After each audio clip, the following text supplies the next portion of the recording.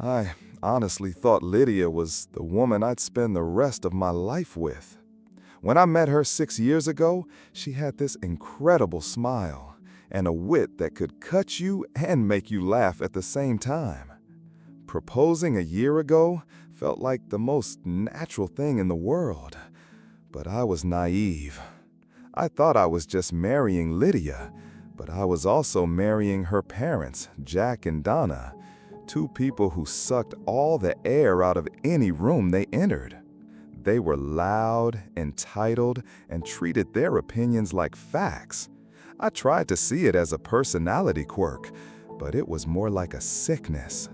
Before I get to the night everything burned down, you need to understand who my mother was.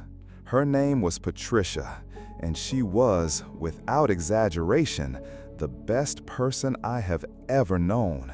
We lost her 2 years ago after a brutal 3-year war with cancer. Watching her fight, watching her still find the energy to be kind to others while her own body was failing her, it changed me. She was my rock. She was also, ironically, a lifeline for Lydia's family. They owe her everything, though you'd never know it from the way they talk.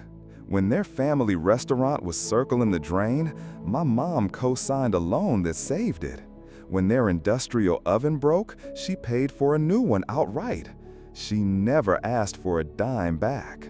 When Lydia's brother, Ryan, was about to drop out of college 1 semester short, my mom paid his tuition.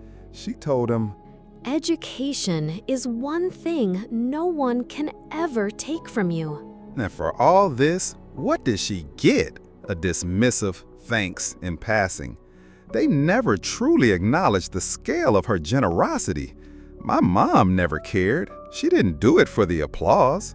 When she passed, I was hollowed out. Lydia was there, or so I thought. Looking back, her comfort felt like she was reading from a script. She'd say things like, "Your mom wouldn't want you to be stuck in grief," which felt less like support and more like an instruction to hurry up and get over it. As the wedding approached, the red flags started waving in a hurricane. I wanted to include a small tribute to my mom in our vows, and Lydia just shut it down. "Isn't that going to make people sad? Weddings are supposed to be happy." I'll let it go. I was always letting things go for the sake of peace.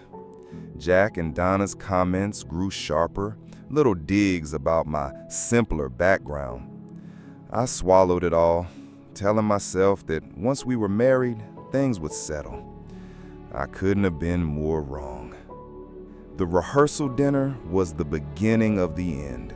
Jack and Donna insisted on hosting it at some ridiculously fancy restaurant, a grand spectacle of their generosity.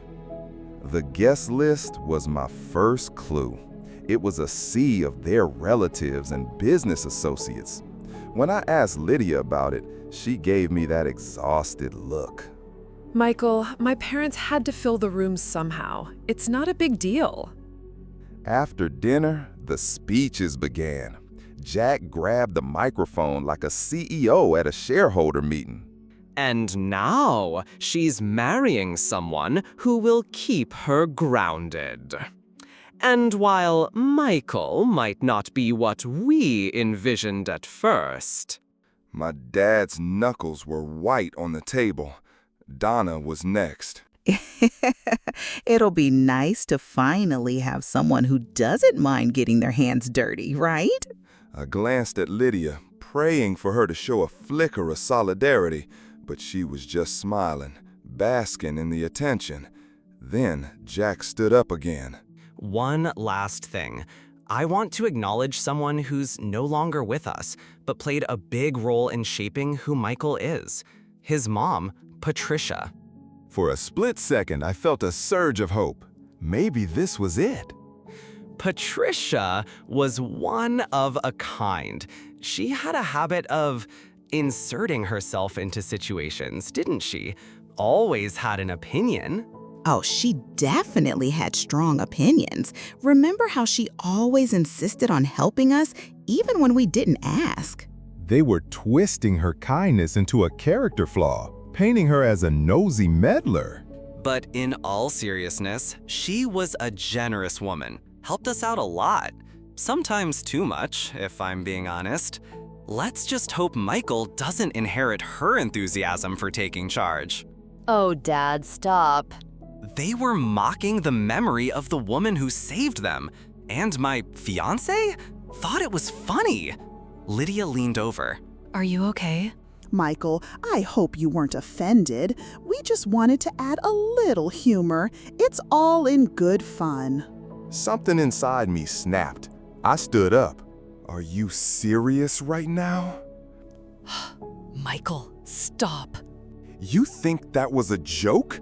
You stood up there and mocked my mother, the woman who bailed you out, who paid your bills, who saved your damn business.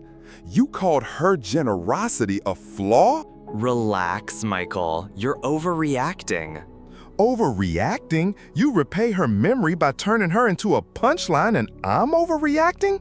And you just sat there. You laughed. I didn't know they were going to say that. But you didn't stop them. You encouraged them. All right, if you're so offended, maybe you should leave. He was right. I was done. I grabbed my coat. Michael, wait! You did the right thing. Your mom would be proud. But as I stood there, a cold realization washed over me. Just leaving wasn't enough.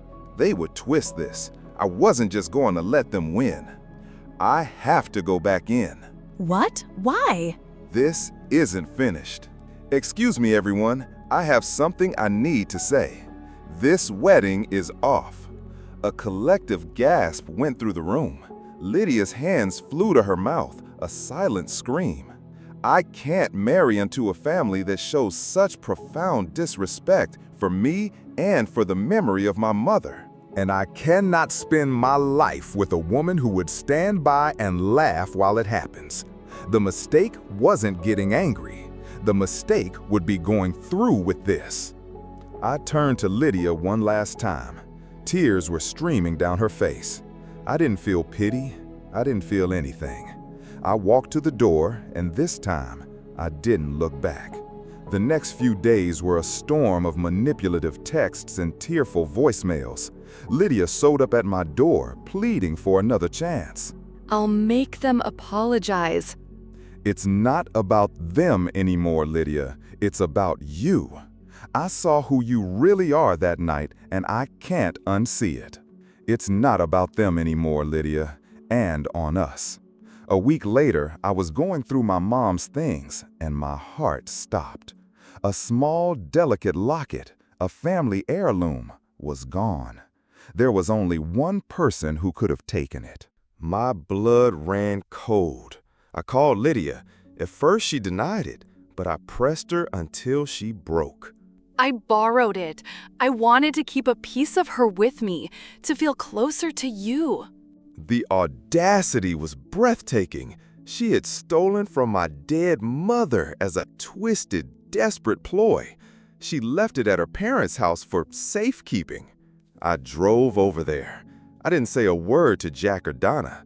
I just took the locket from Lydia's trembling hand, turned my back on her for the last time, and walked away. Driving home, I clutched the locket in my hand. The rage began to fade, replaced by an overwhelming sense of peace. The wedding was off. The drama was over.